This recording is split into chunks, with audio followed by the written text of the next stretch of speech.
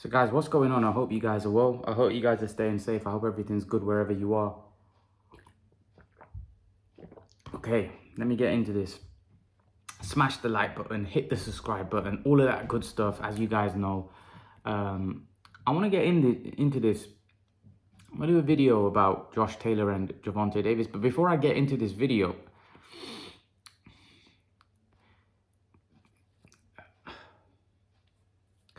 I want to talk about the fact that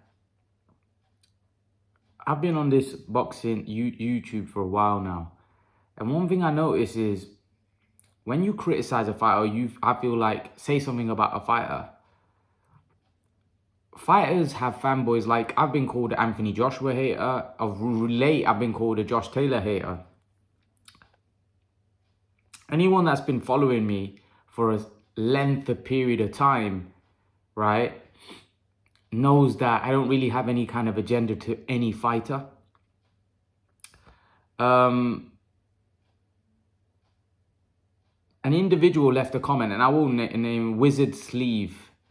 I think that was his. I think that's your name, Wizard Sleeve. I think says I'm a Taylor hater. That I talk bad about Taylor. But having said that, people have said that about me, and saying that about they've called me an Anthony Joshua hater. I've had constant, because I say what I feel. In terms of me being a Taylor hater, because I made a video the other day saying that I think Pacquiao could beat him, right? Which here's what I think it is, right? I believe Taylor's starting to develop a bit of a following like Ricky Hatton, and the following is a bit delusional. And what I mean by that is, I got into boxing watching Khan. Difference is, I'm not, when I ever talked about Khan, it wasn't ever delusional. It wasn't like, there was many people that thought Khan would beat Mayweather. Like, I know Roy Jones said, Nigel Benn, Paulie Malignaggi, like guys with great credentials in the sport of boxing said Khan would beat Mayweather. I never thought Khan would beat Mayweather. I never thought Khan. I even said, guys, forget about Mayweather or Pacquiao. I even thought there was lesser guys than that I felt that stylistically were a bad matchup for Amir Khan. But that's because I'm quite neutral in the way. That can be a little bit biased at times, but not against a fighter or have any agenda. There's a difference between... See, what you've got to understand is you've got to understand the difference between a constructive criticism and an agenda. And anyone that comes on my channel knows that I don't really push any biased agenda. In terms of Taylor, I think Taylor's a good fighter. There's no doubt about it. He's a good fighter. He's proven he's a good fighter. World-class fighter, no doubt about it. But when I say that I think the division at 140 pound is weak, I do believe it's weak. I'm not going to change that because you think that I'm hating on Taylor. No, I think it's weak. I think the division's not great. And there's still more questions for me about Josh Taylor. That's not hating. That's just the facts for me. Like I just told you, I don't think the division's that great. Now, when you say I'm hating on somebody, point out what you think I'm saying wrong. Do you think that's a stellar division? Do you think the 140 pound division has been the best, that the 140 pound has ever seen? Of course it hasn't. Of course it hasn't. This is not a stellar division. Having said that, what Taylor's achieved is brilliant, especially the fact that he's British, because many British fighters don't get to that kind of level. They don't achieve those kind of things. But I feel like some of his real hardcore fanatics seem to think he's unbeatable. And that's where I don't agree with. Like, seem to think that the Prograis fight, he schooled Prograis. Like, personally, I had that fight a draw. Right? Many felt he lost. So, again, I could easily side with them and say, oh, well, no, I'm neutral. I scored that fight a draw. But do I have a problem with Taylor getting the decision? No, because it was a close fight.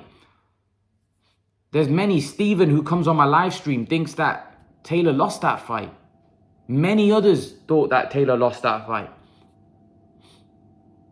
Many people thought that Taylor lost that fight.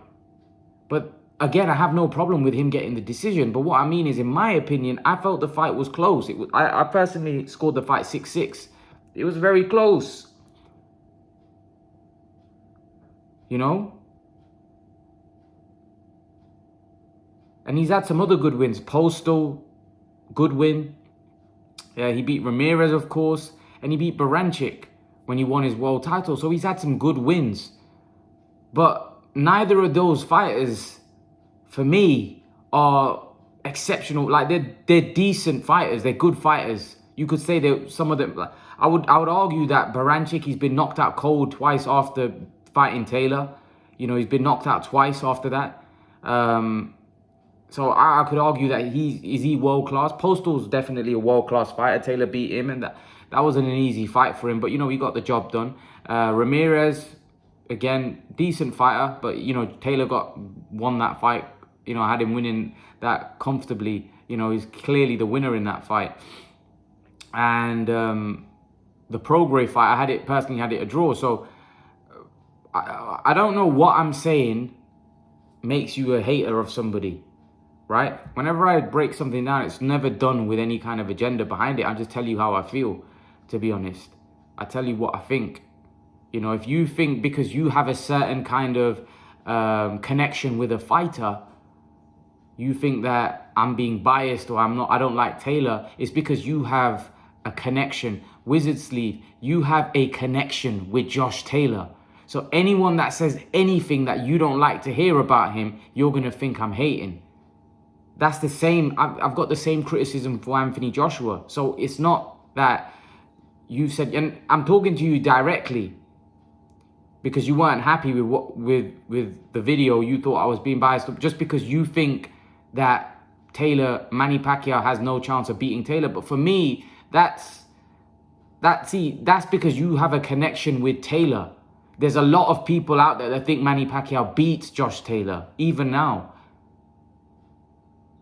And to be honest with you, I'm not saying he beats Josh Taylor. I'm saying he could. It's a good fight because styles make fights in boxing. Ugas is a lot bigger than Josh Taylor. And Ugas has a style which is horrible for Manny Pacquiao. Taylor's style is more, for me, he would like that style a lot more. Taylor engages a lot more. Ugas fought a fight where I wouldn't want to say negative fight, but he fought a smart fight.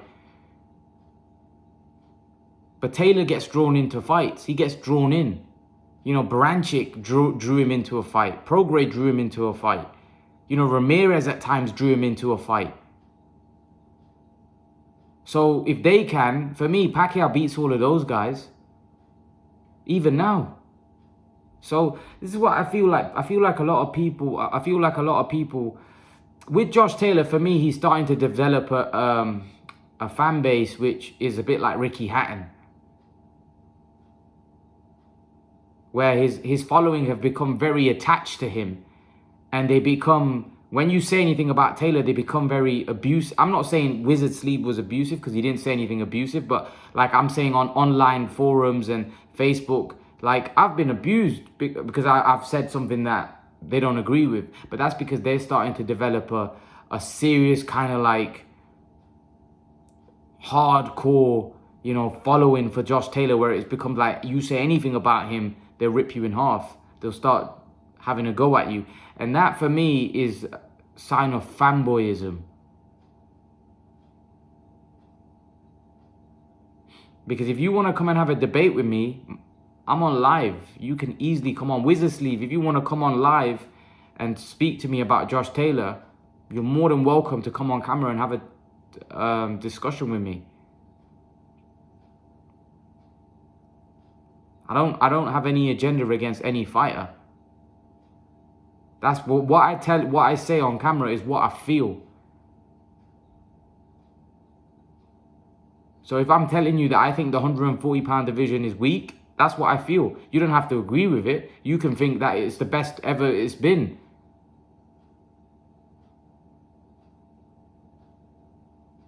You know, so there's nothing there where, hey, on Taylor, I'm just telling you what I feel. He's a good fighter, no doubt about it. But I think we need to make the difference between someone that's saying something that he feels, right? Because like I said, what you said to me about Josh Taylor, I've had the same kind of criticism over Anthony Joshua. So you can never win, because when you criticize a fighter, you get called a hater. When you kind of say good things about a fighter, you get called a fanboy of that fighter. So you can never win on YouTube, right? Because there's always going to be something that you say that's going to upset a certain side, a certain fans of certain fighters. I can't get away with that. But the reason why what I wanted to talk about in this video is about Josh Taylor and Gervonta Davis. And that's what I wanted to talk about mainly, but I got carried away with about explaining myself and my opinions about Josh Taylor. But Josh Taylor and Gervonta Davis, I want to see that fight. I think that's a great fight. And personally, I think that's the kind of fight Josh Taylor needs in order to increase his profile. And I think that's the kind of fight that Gervonta Davis needs to increase his credibility, because at the minute, a lot of people seem to think that Gervonta is cherry picking. See, the difference is between Josh Taylor and Gervonta Davis that Josh Taylor's fought all the top guys in his division.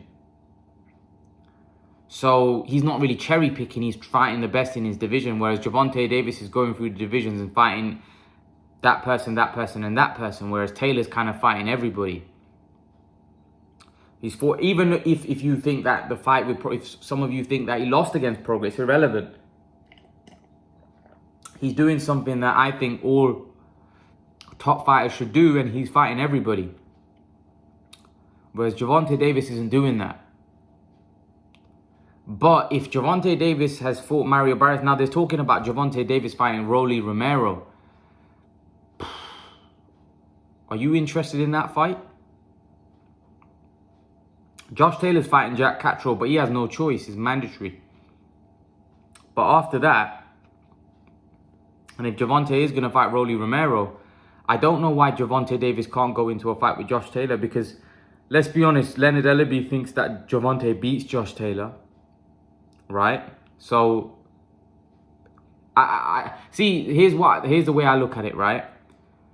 If you're that confident and you believe in if they believe in Gervonta's skills so much, and Josh Taylor's an undisputed champion, imagine what that would do, because Gervonta Davis is already a bigger star than Josh Taylor in terms of name, fame, popularity.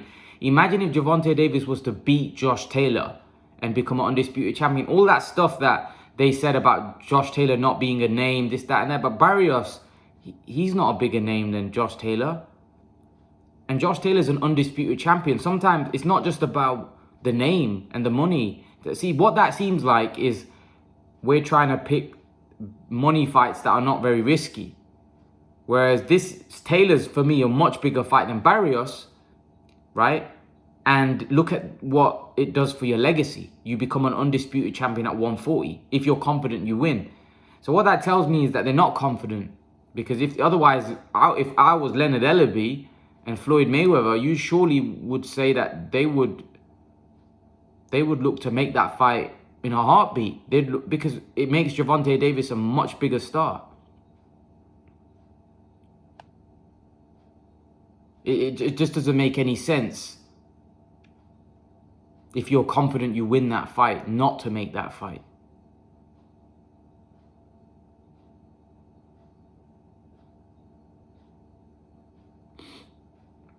So, for me personally, I think I would like to see that fight, because I think that's a great fight. I think both parties have a lot to benefit from. Taylor benefits from profile, from being involved in a fight against a big name and a big fighter, and most people may see that as the toughest fight, which is arguable, where it is his toughest fight because it's a smaller guy.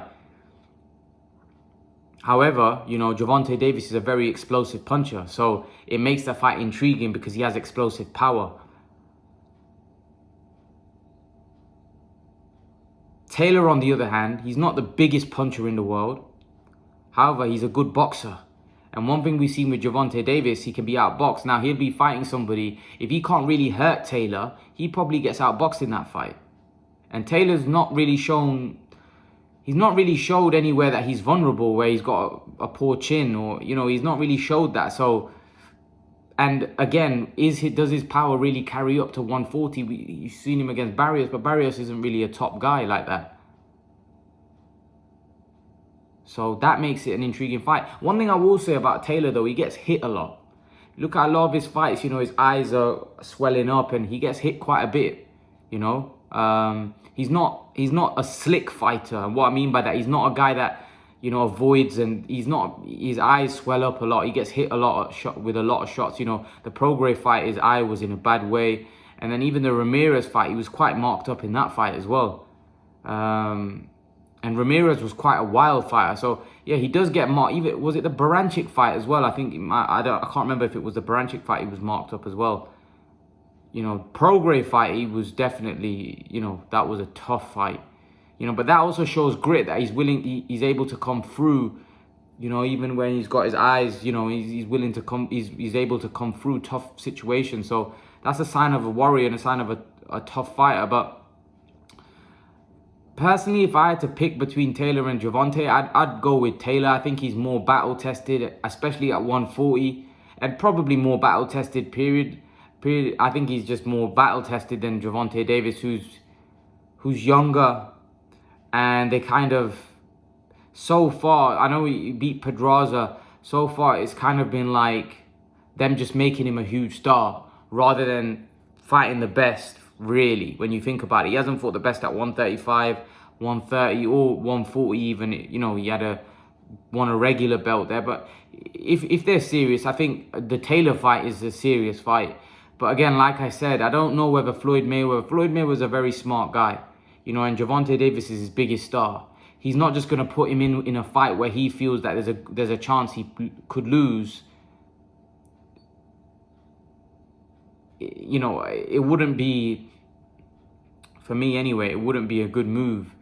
But that, if Gervonta Davis wants to prove how great he is, then that fight surely has to happen, because it's a fight for the undisputed. So all that stuff about he's not a big name, it's irrelevant. It's a legacy fight. Gervonta Davis hasn't done enough in the sport where he can start picking and choosing fights and fighting whoever, you know. And even like you got guys like Canelo who have achieved so much, and even then they don't do that. They're fighting the top guys, champions. Whereas I feel like, I think what it is with Gervonta, I think he can be outboxed, and we've seen that a couple of times. Someone like Taylor would be dangerous because Taylor's a big guy. So they're thinking Taylor will probably be able to absorb his punches, and Taylor could outbox him. And also, not just that, what we saw against Barrios was Gervonta was a bit gun-shy as well. He was a bit worried about what might come back. And Taylor's far more skilled than Barrios. And Taylor punches harder than Barrios. So it's kind of one of them where it's, you know, it's a dangerous fight. But that's the kind of fight, if you want to be great, you've got to be involved in. Not Barrios fights aren't going to make you great. You know, it's the Taylor type of fights that are going to make you great. But that's just my opinion. Leave your thoughts in the comment section below. Let me know what you think. And guys, remember to please like, share, subscribe to my channel. I'll see you guys in the next video. Peace.